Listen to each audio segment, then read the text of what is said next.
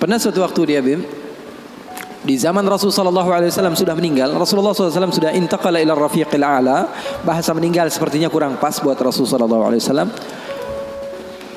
Rasulullah SAW berpindah kepada alam yang lain. Datang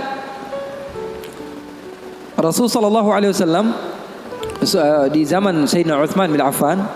Nuaiman duduk di depan masjid Rasulullah SAW. Rasulullah sudah nggak ada. Nuaiman sumpek. Biasanya Rasulullah SAW dimainin sama dia. Ini duduk di masjidnya Rasulullah SAW. Nggak ada kerjaan dia. Dia ambil batu, dia lempar, ngeliatin orang yang bolak balik sana. Kalau kata orang Malaysia, pusing sana, pusing sini, balik sana, balik sini. Nuaiman melihat ada orang yang buta, orang yang nggak bisa melihat, megang tongkat. Jalan, dia pusing sana, pusing sini, balik sana, balik sini. Nuaiman, saya lagi sumpek, ini orang bikin tambah sumpek. Dipanggil sama Nuaiman, hei buta, kemari kamu. Ini Nuaiman gak bisa ngelihat orang kecuali dikerjain. Itu Nuaiman, gak bisa ngelihat orang kecuali kerjain. Tapi dia dicintai oleh Allah. Susah kan, kalau Allah udah cinta. Makanya cari cinta Allah, bukan cari surganya Allah. Cari ridha Allah, jangan cari surganya Allah. Surga itu makhluk, tapi ridhanya Allah, cintanya Allah itu yang paling mahal. Nuaiman akhirnya dipanggil buta, buta kamu kemari. Kenapa kata si buta? Saya ini pusing, saya lagi sumpek, ngelihat kamu tambah sumpek, kata Nuaiman. Saya ini bukan mau bikin sumpek orang, kata si buta. Lalu apa yang kamu ingin lakukan? Saya ini dari tadi cari toilet, saya kebelet, kata si buta. Saya bersama anak saya yang biasa membawa saya, tapi anak saya sekarang sedang pergi ke pasar. Saya tidak tahu di mana dia. Saya sudah nggak kuat, kata Nuaiman. Oh, kamu cari toilet, bilang dari tadi, nanti saya bantu, kata Nuaiman. Dipegang tangannya sama Nuaiman. Ini mau balas dendam ini Nuaiman. Ini dipegang tangannya, dibawa kemana? Ke masjidnya Rasulullah Sallallahu Alaihi Wasallam. Dulu masjid nggak ada toiletnya, beda sama sekarang. Sekarang orang ke rest area, ngeliat ada masjidnya nggak? Ada. Mau ngapain? Mau sholat duha? Bukan, cari toiletnya. Nah, orang zaman sekarang kan begitu. Maka Nuaiman memegang tangan si buta, dibawa ke masjidnya Rasulullah. Kira-kira sudah dekat mihrab, di samping, di depan, katanya, oh ini toiletnya. Kamu mau ngapain? Terserah kamu di sini. Apakah sudah tidak ada orang di belakang saya? Tidak ada, sudah aman tempatnya. Nuaiman kabur udah nggak ngurusin lagi udah. Orang lagi sholat banyak, sahabat-sahabat tabi'in lagi pada sholat. Ini tiba-tiba di depan, bayangin di depan situ ada yang buka celana. Yang lagi sholat, mereka mempercepat sholatnya, lalu maju ke depan, ingin dipukul ini orang. Ternyata ketika dilihat, wah buta ternyata. Kenapa kamu berani buang air kecil di masjidnya Rasulullah? Awa masjidi Rasulullah. Apakah ini masjidnya Rasulullah? Iya, ini masjidnya Rasulullah. Inna lillahi wa inna ilaihi raji'un. Kata siapa? Si buta ini. Tadi saya cari-cari toilet, tiba-tiba saya berjumpa dengan orang yang sepertinya orang baik. Dari tutur bicaranya adalah orang baik. Dia katakan ini adalah toilet, tempat buang air kecil. Kata sahabat-sahabat, pasti ulahnya Nuaiman. Karena semua sudah tahu, sudah ini kerjaan Nuaiman, gak ada selain dia. Maka siapa-siapa kata si buta? Nuaiman. Oh, kurang ajar Nuaiman. Saya nadar, saya tidak keluar dari kota Madinah, pulang ke kampung saya sebelum saya pukul Nuaiman dengan tongkat saya. Buta ini sudah begitu marah. Akhirnya dia keluar dari masjid, dia cari-cari. Dia pusing sana, pusing sini, lari sana, lari sini. Dia cari di mana yang namanya Nuaiman. Tanya ke sana, tanya kemari. Tahu nggak Nuaiman? Oh, Nuaiman kalau dicari nggak bakalan ketemu. Tiba-tiba dia sudah capek, ini si buta. Nuaiman datang. Nuaiman tanya, nakar sautu. Dia rubah suaranya. Buta, lagi ngapain sendirian di sini? Dia bilang, saya lagi sumpek ini. Sumpek kenapa? Saya ditipu sama orang. Siapa namanya? Nuaiman. Terus kamu mau ngapain sekarang? Saya mau balas dendam. Oh, sini saya antar kamu kepada Nuaiman. Padahal yang ngomong siapa? Nuaiman. Ini bukan cerita-cerita saya yang bikin loh, bukan. Ada riwayatnya. Maka Nuaiman memegang tangan si buta, dibawa lagi kemana? Dia bohongi, dia tipu. Dia ajak keliling-keliling dulu, seakan-akan tempatnya sudah jauh. Selepas itu dia bawa ke masjidnya lagi. Dibawa lagi ke masjidnya Rasulullah SAW. Didekatkan kepada mihrab. Ketika itu Khalifatul Rasulullah Sayyiduna Uthman bin Affan, Amirul Mukminin, sedang salat. Sayyidina Uthman, jangan kalian tanya khusyuknya di dalam salat. Bahkan beliau terbunuh ketika sedang membaca Al-Quran, zikir kepada Allah Subhanahu wa taala. Dibawa oleh Nuaiman si buta dengan tongkatnya, disuruh pegang-pegang di mihrab. Ada orang enggak? Ada. Itu tuh Nuaiman itu, dia pura-pura soleh, itu dia habis nipu kamu, dia pura-pura sholat katanya. Oh, ini Nuaiman. Iya. Akhirnya Nuaiman pergi. Nuaimannya pergi. Buta ambil apa? Tongkatnya, dia pukul Sayyidina Uthman bin Affan. Sekencang-kencangnya dari belakang orang-orang, para sahabat, para tabi'in, mereka teriak, "Qutila Amirul Mukminin."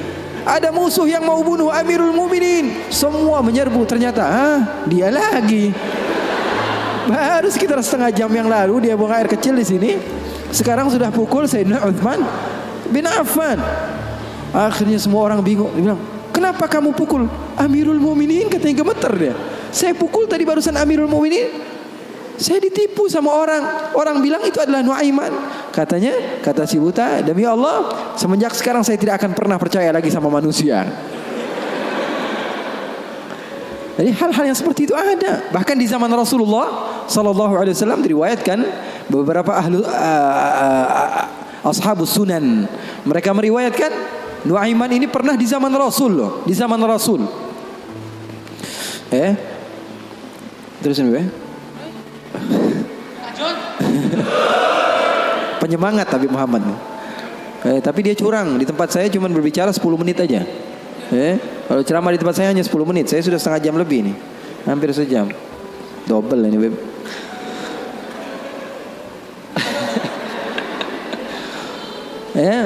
Nuaiman di zaman Rasul sallallahu alaihi wasallam, Sayyidina Abu Bakar ini banyak rihlah. Banyak pergi kemana-mana. Pergi ke Syam untuk berdagang, berbisnis. Suatu saat Sayyidina Abu Bakar datang ke Rasulullah mengatakan, "Ya Rasulullah, saya mau izin." "Izin apa wahai Abu Bakar?" "Saya mau ajak Nuaiman ini ikut saya berbisnis ke negeri Syam, ke luar negeri ini, bikin paspor Nuaiman. Keren, ke daerah lain, ke Syam." Kata Rasulullah, "Ya sudah, bawa saja Nuaiman, enggak apa-apa." Sahabat Nabi izin dulu sama Rasulullah. Dibawa Nuaiman. Dibawa Nuaiman bersama beberapa orang yang ikut. Biasa Sayyidina Abu Bakar kalau berbisnis, berdagang ke negeri Syam, dia bawa rombongan yang banyak. Di antaranya tadi Nuaiman. Nuaiman dibawa. Sesampainya di negeri Syam, semua dibagi tugasnya oleh Sayyidina Abu Bakar. Kamu berdagang, kamu membeli, fulan bin fulan, semuanya mendapat apa? Tugas dari Sayyidina Abu Bakar. Ada seseorang di antara sahabat Sayyidina Abu Bakar, namanya Huwaitib. Namanya siapa? Huwaitib. Ini orangnya polos. Orangnya polos banget. Kata Sayyidina Abu Bakar, "Kamu seperti biasa wahai Huwaitib. Apa kerjaan kamu?" "Pekerjaan kamu jaga makanan. Kalau saya minta makan, kamu kasih. Kalau saya belum datang, maka jangan beri makanan." Nuaiman tanya, "Saya kerjaannya apa wahai Abu Bakar?" "Kamu mau ngapain terserah kamu wahai Nuaiman. Yang penting kamu hadir bersama-sama." Rasulullah SAW dan sahabatnya itu manhaj mereka, nggak melulu serius aja. Kalau kalian dapatkan guru-guru kalian mengajak sedikit bercanda kepada kalian atau berlaku asik kepada kalian, itu manhaj Rasulullah SAW di dalam menggapai hati seseorang sehingga dia mau untuk mendekati agama Islam. Ini enggak, dikit-dikit matanya melotot, melihat ke kanan bilang sesat, melihat ke kiri dibilang sesat. Ini orang salah, ini orang enggak betul, ini orang enggak baik. Enggak, Rasulullah enggak begitu. Rasulullah SAW penuh dengan kebijakan. Enggak juga Rasulullah SAW ngegampangin. Wah, ini boleh, yang ini boleh, yang ini boleh, semuanya boleh. Enggak juga. Ada batas-batasannya. Makanya kalian beruntung di dalam satu manhaj, la ifrat wa la tafrid. Enggak berlebih-lebihan, enggak kekurang-kurangan. Maka Nuaiman bertanya kepada Sayyidina Abu Bakar, "Kerjaan saya apa?" "Pekerjaan kamu terserah, mau ngapain aja." Sayyidina Abu Bakar pergi berbisnis. Nuaiman enggak ada kerjaan, akhirnya lapar. Dia datang kepada Huwaitib, mengatakan kepada dia, "Tib, saya sudah lapar nih. Saya pengen makan nih. Berikan kepada saya makanan."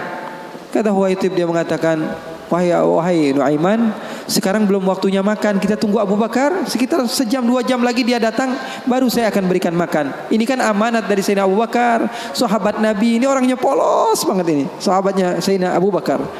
Akhirnya Nuaiman bilang, saya sudah lapar, saya nggak bakalan kuat nunggu Abu Bakar. Ini orangnya aneh, yang ini orangnya polos. Yang satu bilang, wah enggak, saya takut dibilang nggak amanah. Oh, kamu berani melawan saya, kata Nuaiman. Lalu melunak ini Huwaitib, dia bilang, tolonglah Nuaiman, jangan jahat sama saya. Kalau Rasulullah saja bisa kamu kerjain, apalagi saya. Tolonglah katanya, jangan macam-macam. Kata Nuaiman, kamu berikan makanan, kalau tidak saya bikin masalah sama kamu. Ngancam Nuaiman. Akhirnya dia mengatakan, waduh gimana ini amanat dari Abu Bakar. Ya sudah, terserah kamu, yang terpenting saya tidak akan berikan makanan sehingga Abu Bakar datang. Kamu mau ngapain terserah kamu. Akhirnya Nuaiman bilang, wah nantang saya, kata Nuaiman. Apa yang dilakukan Nuaiman? Nuaiman pergi ke pasar. Dia cari tempat penjualan hamba sahaya. Dia lihat, wah ini hamba sahaya jual, berapa harganya? 300 dirham. Yang ini berapa? 300 dirham. Yang ini berapa? 300 dirham. Wah, dia bilang, mahal-mahal ya hamba sahaya di sini, kata. Loh, memangnya kenapa? Saya punya hamba sahaya, saya mau jual 100 dirham saja, kata. Apa kata Nuaiman? Saya punya hamba sahaya, saya mau jual 100 dirham saja. Wah, murah sekali hamba sahaya kamu. Iya, cuma dia punya kekurangan. Kekurangannya apa? Kalau kalian tangkap, dia bakalan bilang, saya bukan hamba sahaya, saya orang bebas. Saya bukan hamba saya orang bebas. Wah, kata orang-orang, saya mah nggak perlu sama bacotnya, yang penting kerjanya. Dia mau ngomong apa terserah, yang terpenting dia mau kerja. Oh, kalau begitu deal, saya jual hamba sahaya saya, dapat uang 100 dirham nih, uang yang banyak. Kemudian didatangi Huwaitib, kemudian dikatakan, wah itu hamba sahaya saya. Ditangkaplah Huwaitib. Teriak-teriak dia, saya bukan hamba sahaya, saya orang merdeka. Kata yang beli, kami udah tahu ini kekurangan kamu. Nuaiman tuh cerdasnya, pinter otaknya. Akhirnya dibawalah ini orang ke pasar dan dijual di pasar. Itu sahabat Nabi padahal dimainkan sama Nuaiman. Nuaiman ambil uangnya, dia beli makanan, beli baju, belanja dia, shopping akhirnya. Dia beli peralatan segala macam, dia pulang akhirnya. Sayyidina Abu Bakar tanya, mana ini Huwaitib, katanya. Mana kok nggak ngasih makanan sama sekali? Di mana dia pergi? Kata Nuaiman, udah aneh jual. Jujur lagi dia, udah. Di mana ente jual? Salah sendiri katanya. Saya minta makan nggak dikasih makan, akhirnya aneh jual. Ketawa Sayyidina Abu Bakar. Di mana kamu jual? Ayo kita pergi ke dia. Dicari di pasar, ternyata Huwaitib masih berada di satu tempat, di situ dia dijual. Untung belum dibeli orang itu. Berapa kalau udah dibeli orang lain kan? Sayyidina Abu Bakar bilang, ini berapa harganya? 300 dirham. Dibayar sama Sayyidina Abu Bakar langsung. Dibayar sama Sayyidina Abu Bakar. Akhirnya dibawa pulang ke kota Madinah. Sayyidina Abu Bakar menceritakannya kepada Rasulullah SAW. Rasulullah tertawa sejadi-jadinya, katanya, hatta badat nawajidhuhu, sampai katanya gigi geraham Rasulullah kelihatan, katanya. Saking Rasulullah tertawa sejadi-jadinya ketika mendengar kisah antara Nuaiman tersebut.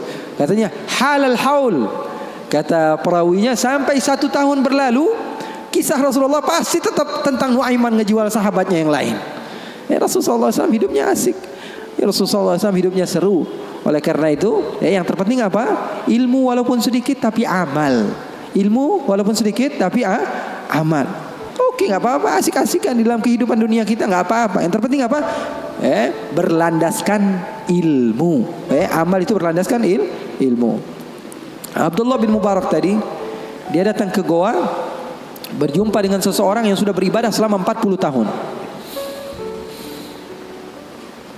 Abdullah bin Mubarak bilang, wahai Syekh, doakan saya, kamu adalah orang yang soleh, orang yang dekat dengan Allah, doakan supaya saya dekat kepada Allah Subhanahu wa taala. Katanya, iya, baiklah, saya akan doakan kamu. Ini kata orang yang rajin ibadah tadi, 40 tahun dia beribadah.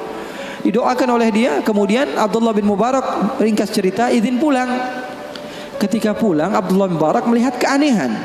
Ini kok hamba Allah dia pakai gelang. Bukan pakai gelang, pakai kalung. Ini kok dia pakai kalung? Ketika diperhatikan sepertinya ada sesuatu di kalungnya. Ketika didekati ternyata apa? Dia pakai bangkai tikus. Jadi di sini dia pakai kalung, di bawahnya ada bangkai tikus. Na'udzubillah min dzalik. Ditanya sama Abdullah bin Mubarak, itu yang kamu pakai apa? Oh, ini ceritanya sudah lama, katanya. Bagaimana ceritanya? 40 tahun yang lalu Ketika saya pertama kali datang ke tempat ini untuk beribadah hijrah kepada Allah, saya mau hijrah nih.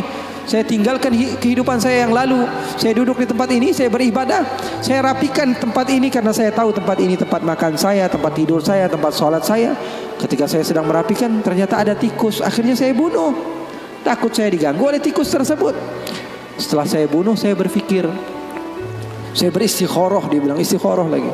Dia bilang, saya pikir saya datang ke tempat ini untuk beribadah kepada Allah, tapi kenapa saya mengganggu hambanya Allah? Maka setelah itu saya bernadar, saya tidak akan sholat kecuali membawa dia. Dia bilang, saya tidak akan sholat kecuali membawa dia. Dia bingung, Abdul Barak, kamu tidak tahu bahwa bangkai ini adalah sesuatu yang najis? Sholat kamu bisa menjadi tidak sah. Jangankan ibadah sunnah kamu, ibadah wajib kamu saja perlu diqadha. Ibadah wajib kamu saja tidak sah. Bukan menjadi hamba Allah yang banyak ibadahnya, malah dia banyak dosanya dan memiliki tanggung jawab di sisi Allah. Kenapa? Alasannya karena nggak punya ilmu. Mau banyak-banyak hasil tapi ilmu nggak ada. Itu namanya PA. Tahu nggak? Mau banyak hasil tapi ilmunya nggak ada. Banyak kerjanya tapi bukan berlandaskan ilmu, maka hasilnya juga kosong. Oleh karena itu pesan saya, kalau kumpul-kumpul sama habaib, sama ustadz-ustadz, sama siapapun orang-orang yang memiliki ilmu, ambil walaupun sedikit daripada ilmunya, amalkan itu saja dulu. Ya, nanti jangan terlalu banyak pengennya begini, pengennya begitu, pengennya langsung jadi wali, ya jangan. Mencontoh gurunya ketika gurunya sudah jadi, itu kesalahan besar. Tuh catat. Mencontoh guru ketika guru sudah jadi, itu kesalahan besar. Mencontoh guru itu ketika dia belajar. Ketika dia berusaha. Nggak ada orang yang alim, orang yang sukses kecuali dulunya dia susah. Ini mau nyontoh yang udah kerennya doang. Gaya berjalannya, pengen mobilnya sama, handphonenya sama, semuanya pengen sama, penampilannya pengen sama. Nanti dulu. Kalau kamu di masa hijrah, kamu contoh ketika guru kamu sedang berusaha, dan insya Allah itu manfaat bagi kita semua.